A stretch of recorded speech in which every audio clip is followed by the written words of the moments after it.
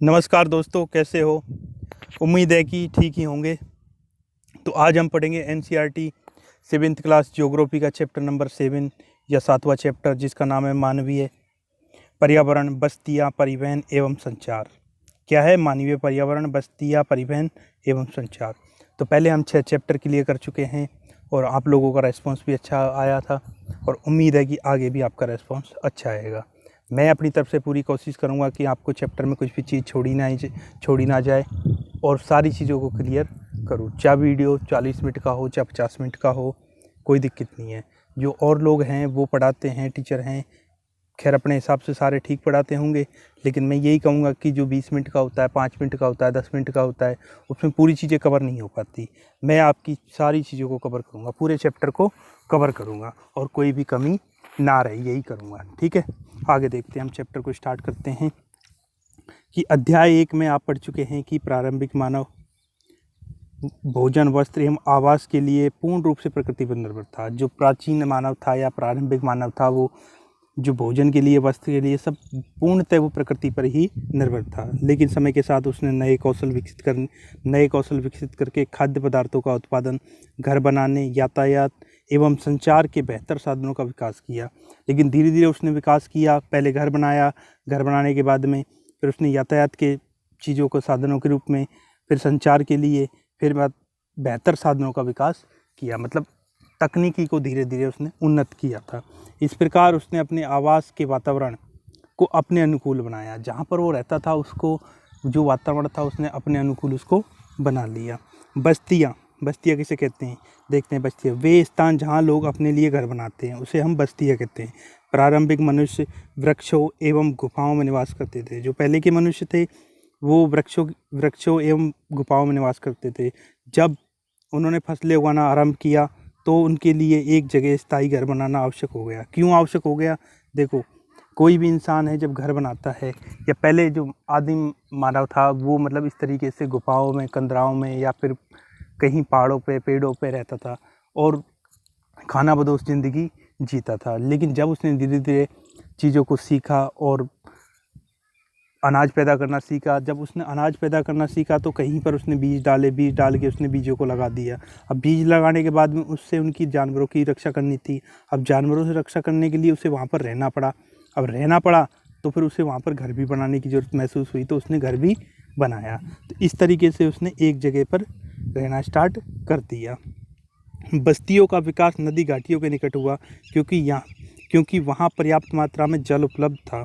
जो भी बस्तियाँ थी उनका नदी घाटी परियोजना, मतलब जहाँ पर नदी निकलती है उसके आसपास के इलाकों में ही उसने घर बनाया, क्योंकि वहाँ पर पानी की उपलब्धता थी और एवं भूमि भी वहाँ की उपजाऊ थी। व्यापार, वाणिज्य एवं विनिर्माण के विकास के साथ ही मानव बस्तियाँ बड़ी होती गई। नदी घाटियों के निकट बस्ती पनपने लगी। नदी घाटियों के निकट ही बस्तियाँ पनपने लगी थी। ठीक है, तो प्रारंभिक बस्तियाँ कहाँ पर पनपी? तो आप बता सकते हो नदी घाटियों के निकट पनपी थी। एवं सभ्यता का विकास हुआ। ठीक है, क्या आपको सिंधु, टिग्रिस, नील व ह्वांग ही नदियों के किनारे विकसित हुई सभ्यताओं का नाम याद है कि इनके किनारे कौन कौन सी सभ्यताएं विकास हुआ या कौन कौन सी सभ्यताओं का जन्म हुआ? क्या आपको पता है? तो सिंधु के नदी के, ये भारत में है सिंधु नदी, तो इस पे हड़प्पा, कौन सी सभ्यता? हड़प्पा या सिंधु घाटी सभ्यता का विकास हुआ इस नदी के किनारे। ठीक है, फिर है टिग्रिस। कौन सी है? टिग्रिस। इसके किनारे मेसोपोटामिया की सभ्यता का विकास हुआ। कौन सा हुआ? मेसोपोटामिया की सभ्यता। उसके बाद हांग ही, इस पे चीनी सभ्यता का विकास हुआ। कौन सी सभ्यता का विकास हुआ? चीनी। ठीक है, फिर एक है नील, बीच में नील रह गया था। नील नदी के किनारे मिस्र की सभ्यता हुई थी विकसित। कौन सी सभ्यता हुई थी? मिस्र की सभ्यता। तो अभी आपको पता चल गया होगा कि कौन कौन सी सभ्यता इन नदी घाटियों के किनारे विकसित हुई थी। तो सिंधु नदी, हड़प्पा सभ्यता। ठीक है, टिग्रिस नदी, मेसोपोटामिया की सभ्यता। नील नदी, मिस्र की सभ्यता। ठीक है, वांग नदी, चीनी सभ्यता। तो चारों सभ्यताएं इन नदियों के, जो प्रारंभिक सभ्यताएं थी, प्राचीन सभ्यताएं थी, इन नदियों के किनारे ही विकसित हुई। ठीक है, आगे देखो। बस्तियाँ स्थायी या अस्थायी हो सकती हैं। जो बस्तियाँ हैं वो स्थायी भी हो सकती हैं और अस्थायी भी हो सकती हैं। जो बस्तियाँ कुछ समय के लिए बनाई जाती हैं उन्हें अस्थायी बस्तियाँ कहते हैं।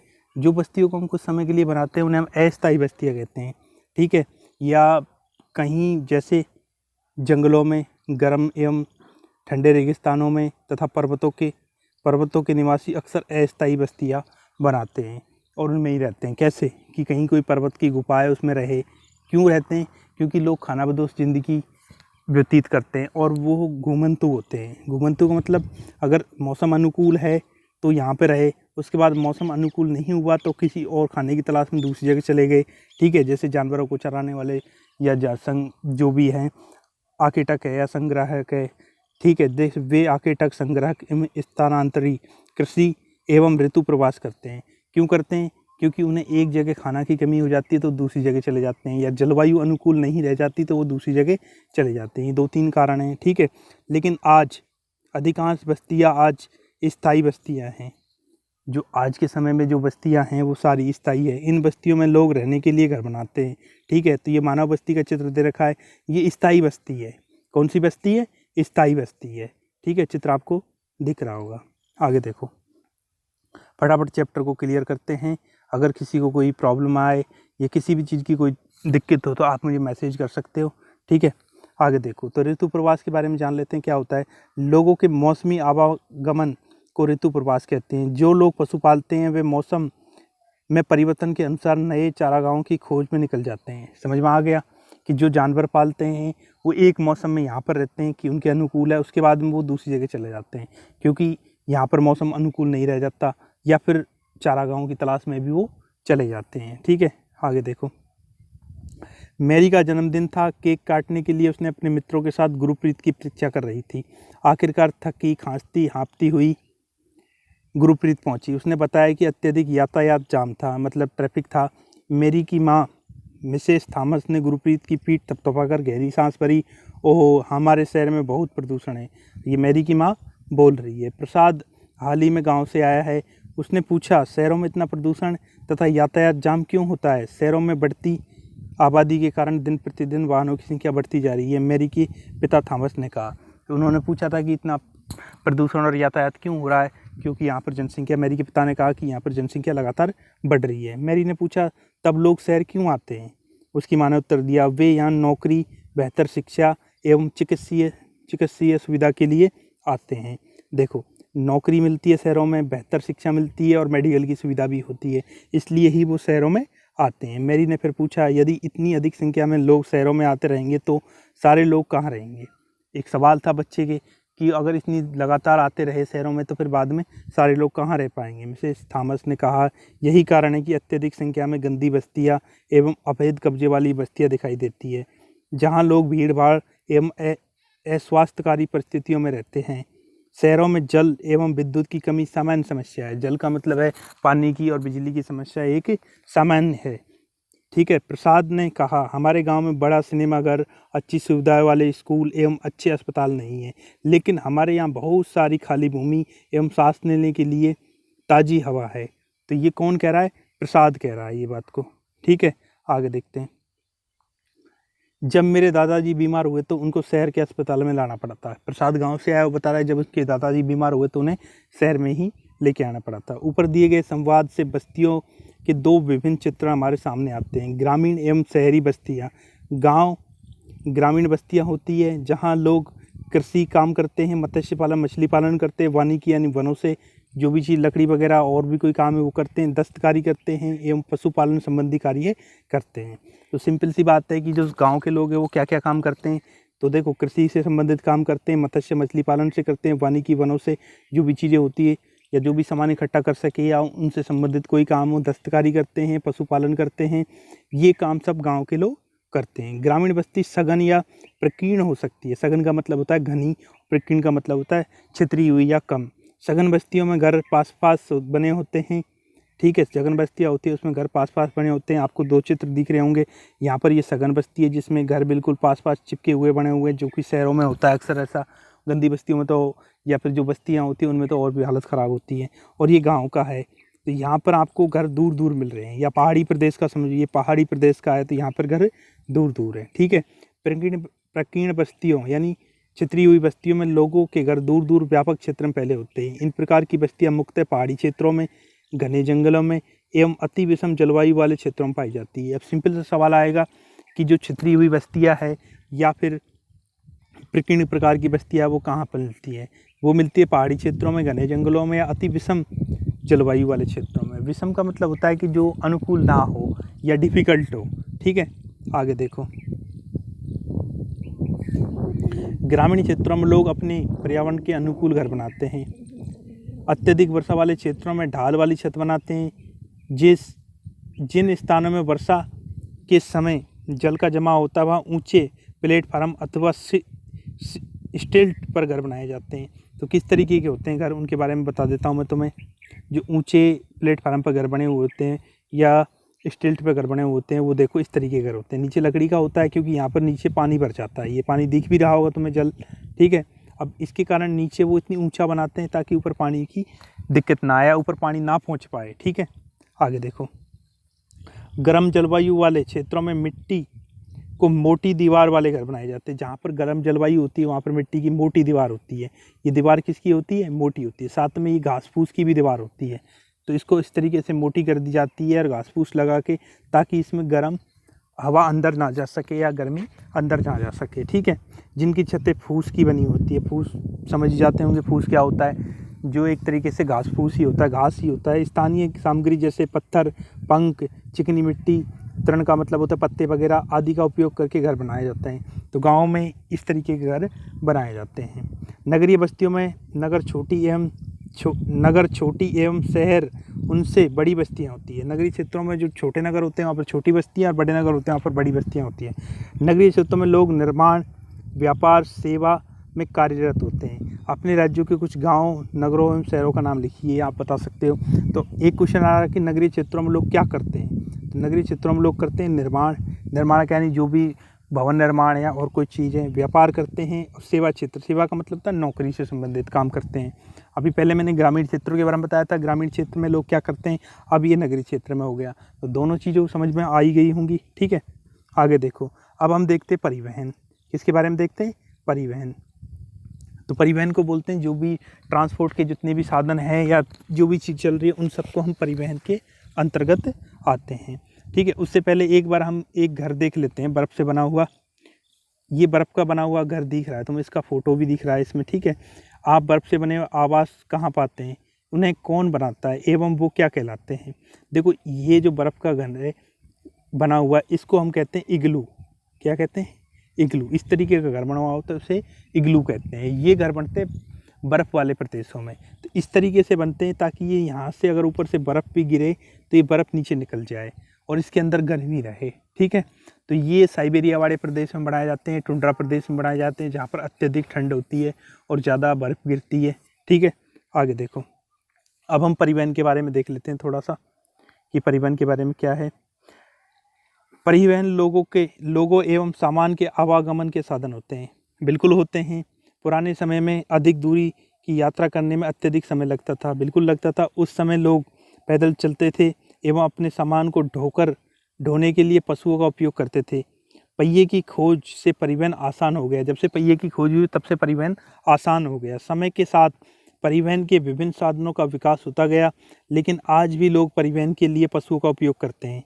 बिल्कुल आज भी करते हैं। कैसे करते हैं? देखो, यहाँ पर एक दिख रहा होगा, यातायात के लिए घोड़ा गाड़ी का उपयोग कर रहे हैं। तांगा गाड़ी, घोड़ा गाड़ी, बैलगाड़ी, ऊँट गाड़ी, ये सब साधनों का प्रयोग आज भी हो रहा है। ये प्राचीन काल में भी होता था और अभी भी हो रहा है, ठीक है। तो इनमें किस तरीके के जानवरों को हम प्रयोग में लाते हैं उनके बारे में थोड़ा सा देख लेते हैं। हमारे देश में सामान्यतः गधे, खच्चर, बैल, ऊँट का उपयोग किया जाता है। तो हमारे देश में परिवहन के रूप में किसका उपयोग किया जाता है? खच्चर का प्रयोग किया जाता है, गधे का प्रयोग किया जाता है, बैल का प्रयोग किया जाता है, ऊँट का प्रयोग किया जाता है, ठीक। खच्चर गाड़ी, गधे गाड़ी, घोड़ा गाड़ी, बैलगाड़ी, ऊँट गाड़ी, इन सब का प्रयोग करते हैं। दक्षिण अफ्रीका में एंडीज पर्वत, दक्षिण अफ्रीका में एंडीज पर्वत है। दक्षिण अफ्रीका नहीं है, ये दक्षिणी अमेरिका है। क्या है? अमेरिका। वैसे एनसीईआरटी में गलती होती नहीं, लेकिन बाई मिस्टेक कोई चीज़ हो भी सकती है, प्रिंटिंग में हो जाती है। तो जो एंडीज पर्वत श्रृंखला है ये दक्षिण अमेरिका में है, ठीक है।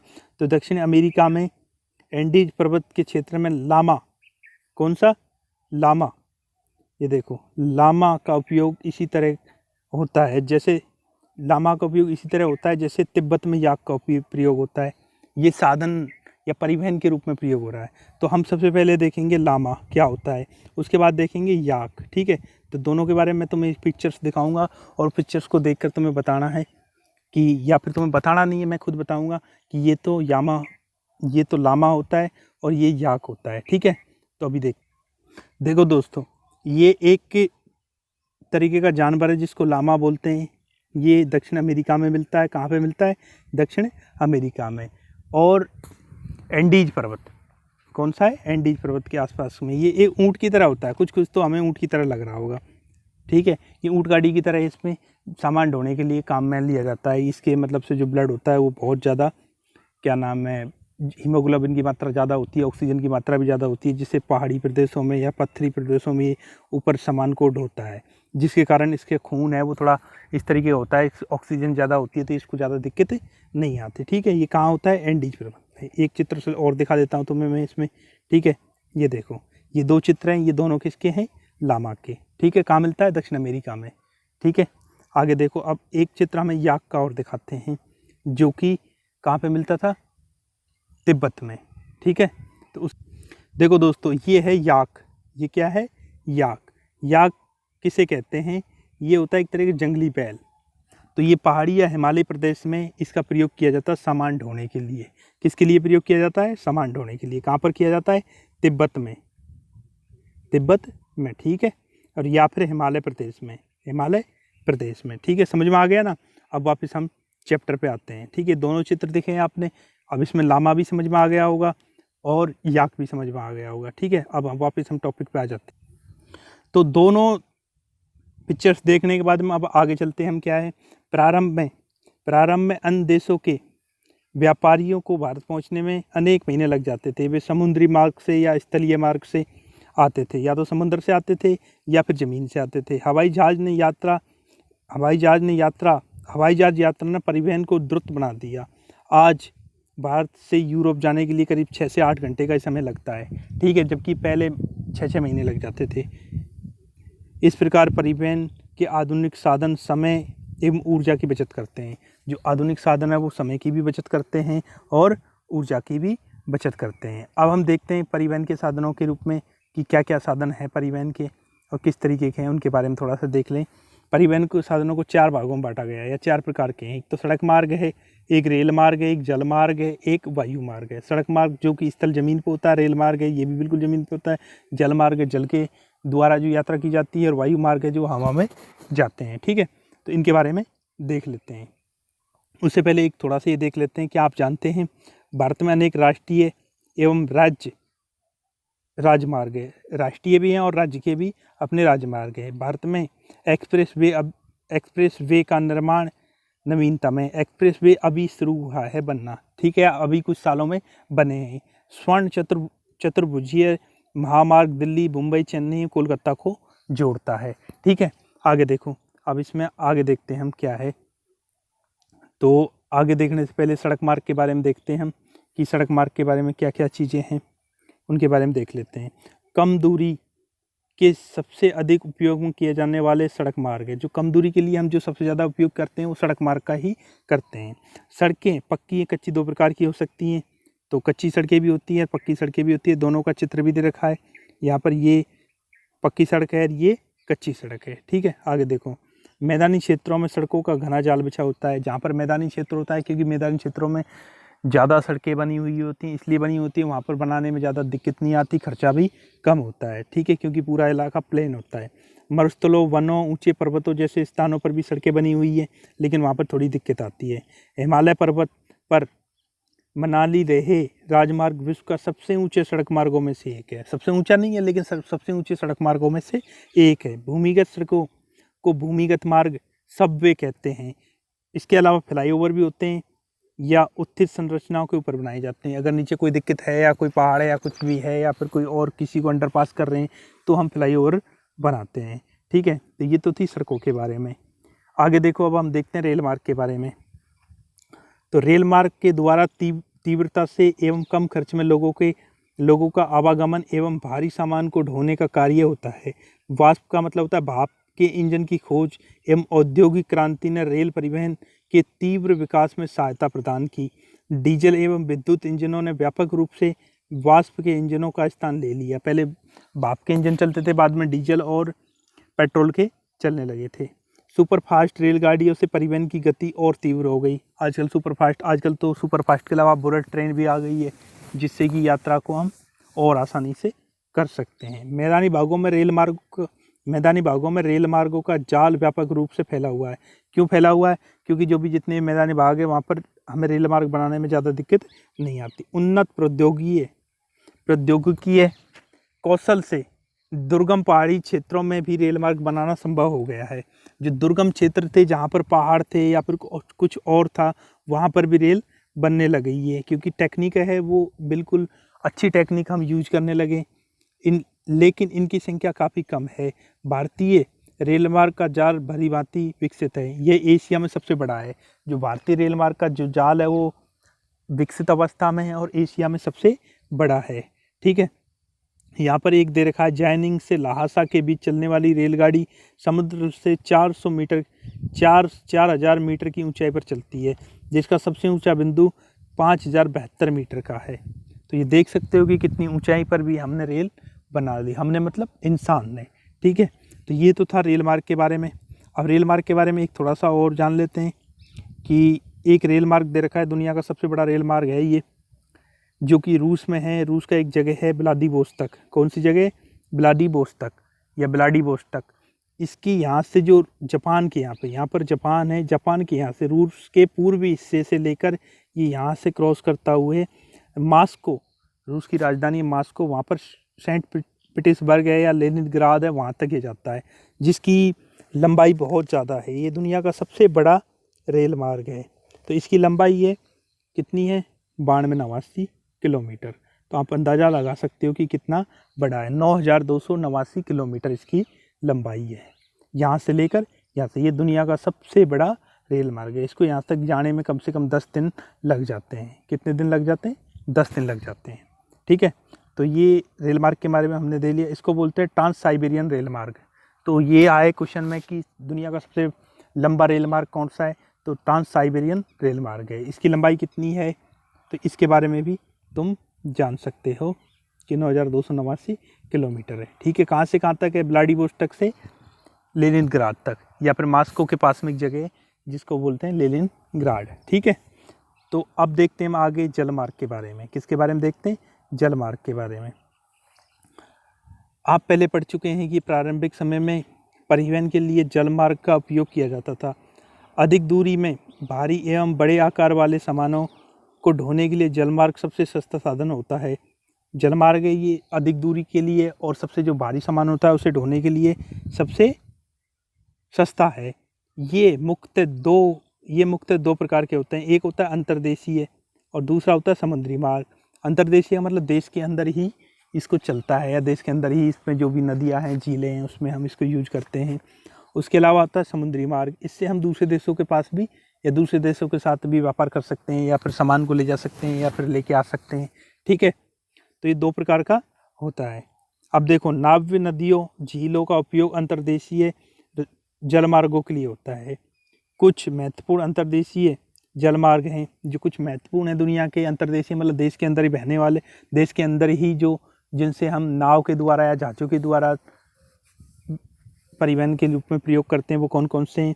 गंगा ब्रह्मपुत्र नदी तंत्र। गंगा और ब्रह्मपुत्र नदी तंत्र का भी हम परिवहन के रूप में, जलमार्ग के रूप में यूज करते हैं। उत्तरी अमेरिका का ग्रेट लेक, जो उत्तरी अमेरिका की झीलें हैं, सुपीरियन है, मिशिगन है, इन झीलों के लिए भी वो परिवहन के रूप में यूज करते हैं। अफ्रीका में नील नदी में ही परिवहन के रूप में यूज लेते हैं। ठीक है, समुद्री एवं महासागरीय मार्गों का उपयोग सामान्यतः व्यापारिक माल एवं सामान को एक देश से दूसरे देश में पहुंचाने के लिए करते हैं।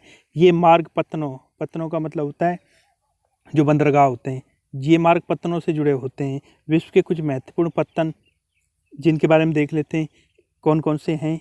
पत्तन का मतलब होता है बंदरगाह। ठीक है, बंदरगाह किसे कहते हैं इसके बारे में भी देख लो। पहले बता देता हूँ कि वह स्थान जहाँ से समुद्री मार्ग से कोई भी जहाज़ पानी का वो आता है और जहाँ से सामान उतारता है, जहाँ से सामान चढ़ाया जाता है।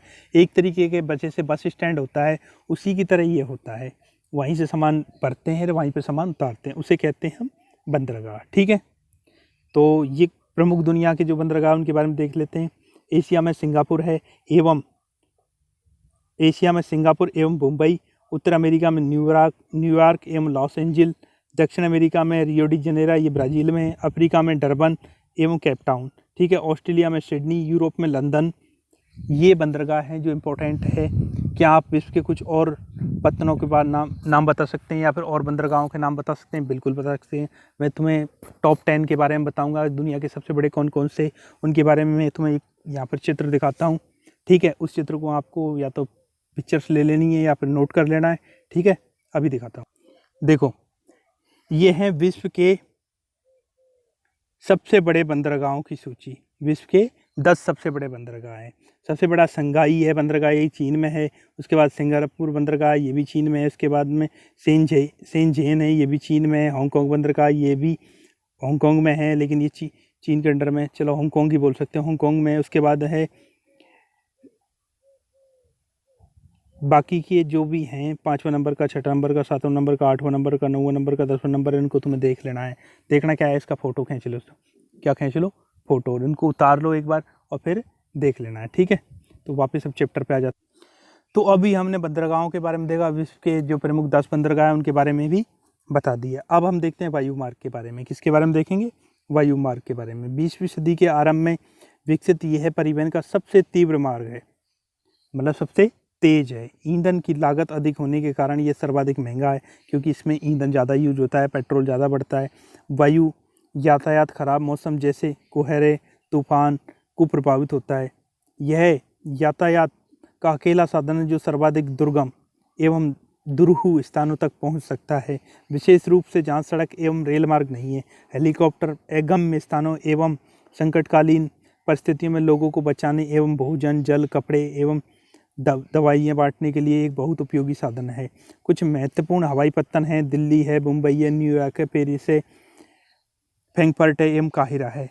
ठीक है, तो जो हेलीकॉप्टर वगैरह हैं, जो भी हैं, या फिर हवाई वायु परिवहन है, ये बहुत ही लाभदायक है हमारे लिए कि कब जब कोई ऐसी परिस्थिति आ जाए या ऐसी कोई आपदा आ जाए, तब ये चीज़ों के लिए आप उस जगह पर पहुंचने के लिए बहुत ही आसान चीज़ें हैं, बहुत सी आसान वायु, बहुत। एक मिनट, सॉरी, आगे देखते हैं। आगे हम देखते हैं संचार के बारे में। किसके बारे में देखेंगे? संचार के बारे में। तो संचार दूसरों के पास तक सूचना पहुंचाने की प्रक्रिया है। तकनीकी विकास के साथ मानव ने संचार के नए एवं तीव्र साधनों को विकसित कर लिया है। चित्र में देखते 7.10 में देखेंगे हम। देखो, चित्र 7.10 में संचार तंत्र को वर्णन किया गया है, तो उसके बारे में हम देखते हैं। संचार तंत्र है वो किस तरीके से वर्णन किया है इसका। ये है प्रमुख समुद्र और हवाई पत्तन, इनके बारे में संचार तंत्र को भी दिखाया गया है, और उसको मैं थोड़ा सा बाद में तुम्हें चित्र के द्वारा बताऊंगा। उससे पहले ये देखते हैं संचार तंत्र। देखो, प्रमुख संचार तंत्र है कि ये टीवी है, कंप्यूटर है, टेलीफोन है, लैपटॉप है, या फिर और जितना भी ऑनलाइन चीज़ें हैं, नाटक हैं, ये सारी संचार तंत्र के अंतर्गत ही आते हैं। ठीक है, संचार के क्षेत्र में विकास ने विश्व में सूचना क्रांति आई है। सूचना प्रदान करने के लिए शिक्षा तथा मनोरंजन के लिए संचार के विभिन्न साधनों का उपयोग होता है। समाचार पत्रों, रेडियो, टेलीविज़न के द्वारा हम बड़ी संख्या में लोगों के साथ संचार कर सकते हैं, इसलिए इनका जनसंपर्क माध्यम कहते हैं। सैटेलाइट से संचार में तीव्रता आई है। तेल की खोज, वनों का सर्वेक्षण, भूमिगत जल, खनिज संपदा, मौसम पूर्वानुमान एवं आपदा पूर्व चेतावनी आदि में सैटेलाइट सहायक होते हैं। हम इंटरनेट के माध्यम से इलेक्ट्रिकल मेल भेज सकते हैं। आज सेलुलर फ़ोन या टेलीफोन जो भी है, मोबाइल फ़ोन के द्वारा बेतार का मतलब बिना तार के टेलीफोन या संचार अत्यधिक लोकप्रिय हो चुका है। जो कि ये फ़ोन है, ये यूज कर रहे हैं, ये बिल्कुल संचार का ही है। इसमें कोई तार की, बेतार का मतलब होता है जिसमें कोई तार ना हो। इंटरनेट के माध्यम से विश्व भर के लोग केवल सूचना एवं परस्पर समीपता ही नहीं मिली, अपितु इनसे हमारा जीवन अधिक सुखमय भी बन गया है। अब हम घर बैठे ही रेल, हवाई जहाज़, सिनेमा या होटल तक के लिए टिकट आरक्षित करवा सकते हैं, बुक करा सकते हैं। संपूर्ण विश्व में इस प्रकार लोगों के बीच, लोगों एवं सेवाओं तथा संस्थाओं के बीच तीव्र गति से आपसी संपर्क संभव होने के कारण आज हम एक वृहद विश्व समाज के रूप में विकसित हो रहे हैं। तो ये जितने भी संचार के साधन हैं, ये हमारे लिए आज हम पूरी दुनिया से बिल्कुल टच में हो गए। मैं भी तुम्हें लोगों को पढ़ा रहा हूँ, तो आप ये भी एक संचार का माध्यम है, इंटरनेट या फिर मोबाइल, यूट्यूब, ये इससे तुम लोग देख सकते हो। ठीक है, आगे देखते हैं। एक स्लाइड है, यहाँ एक चित्र है, इसमें दे रखा है तुम्हें विश्व के प्रमुख समुद्र और हवाई जहाज पत्तन, इनके बारे में बता रखा है। अब इस चित्र को थोड़ा सा सीधा कर लेते हैं। उसके लिए देखो, यही वो चित्र है कि विश्व के प्रमुख समुद्री मार्ग और हवाई पत्तन, उनके बारे में देख लेते हैं कि कौन कौन से हैं। देखो, ये अफ्रीका महाद्वीप है, ये भारत है। भारत में मुंबई है, चेन्नई है, कोलकाता है, ये प्रमुख हवाई पत्तन है। ठीक है, तो इनको चित्र को तुम्हें देख लेना है कि विश्व के प्रमुख समुद्र और हवाई पत्तन कौन कौन से हैं। ठीक है, अब हम वापस चैप्टर पे आते हैं। तो दोस्तों, ये हमारा चैप्टर था। अब इसमें ये चैप्टर ख़त्म हो चुका है। अब इसके प्रश्न उत्तर बचे हुए हैं, उनके बारे में एक बार तुम्हें थोड़ा सा उनकी पिक्चर्स ले लो। ठीक है, इनको फ़ोटो लेना है, तुम्हें ये खुद को करना है। उसके बाद में अगर फिर भी कोई प्रॉब्लम रहे तो मेरे से पूछ लेना है। दूसरी बात, आज कुछ हवा ज़्यादा चल रही है, बीच में 4-5 बार डिस्टर्बेंस भी हो गया। पास में बच्चे वगैरह हैं या और भी कोई हैं तो लोग आ जाते हैं तो डिस्टर्बेंस हो जाता है। इसलिए बीच में मुझे लग रहा है कि एक बार शायद मिस हो गई कोई आवाज़ या कोई बात, तो उसको ज़्यादा गौर नहीं करना है। तुम लोगों को यही देखना है कि किस तरीके से जो भी चीज़ है पॉजिटिव है, उनको हम किस तरीके से सीख सकते हैं। ठीक है, नेगेटिविटी तो आती रहती है, फिर भी अगर कोई नेगेटिविटी है तो उसको बताइए। बेहतर है कि हम दोबारा से उसको सुधार करेंगे और बेहतर करेंगे। ठीक है, तो धन्यवाद आपके लिए। और हाँ दोस्तों, थोड़ा सहयोग कीजिए, इस वीडियो को ज़्यादा से ज़्यादा लोगों तक पहुँचाइए, जिससे कि और भी इसका फ़ायदा ले सकें। मुझे इससे फ़र्क नहीं पड़ता कि वीडियो 10 मिनट की बनी है या फिर 50 मिनट की बनी है। मैं चाहता हूँ कि जो भी मैं चीज़ पढ़ाऊँ उसको क्लियर हो या फिर उसमें कोई कमी ना रहे। ठीक है, तो धन्यवाद आप सबके लिए।